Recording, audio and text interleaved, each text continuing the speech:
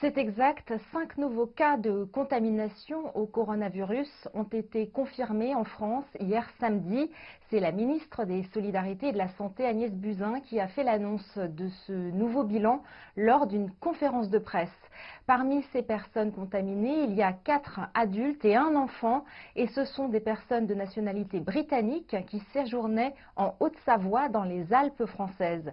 Ils ont été pris en charge en milieu hospitalier et leur état de santé n'inspire pas d'inquiétude, toujours d'après la ministre. On sait aussi qu'il s'agit cette fois d'un cluster, c'est-à-dire un regroupement de plusieurs cas autour d'un cas initial, à savoir un ressortissant britannique qui a séjourné en Haute-Savoie de retour de Singapour.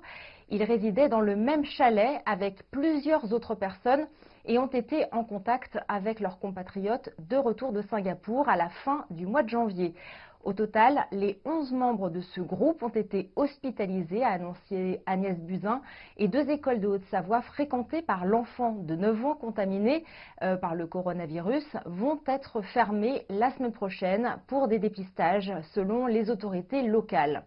D'autre part, toujours samedi, le Premier ministre français Édouard Philippe a réuni les ministres concernés à la mi-journée. Une réunion organisée à Matignon à l'issue de laquelle le ministre des Affaires étrangères a annoncé que la France déconseillait tout voyage en Chine sauf raison impérative. Cette décision est liée au contexte évolutif de l'épidémie de nCoV, aux restrictions décidées par les autorités chinoises et à la réduction des liaisons aériennes, a indiqué le Quai d'Orsay.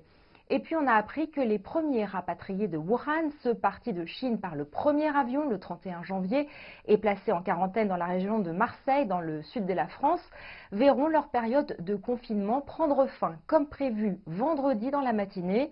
Les 40 personnes revenues de Wuhan dans le second avion resteront quant à elles encore en quarantaine jusqu'au 16 février.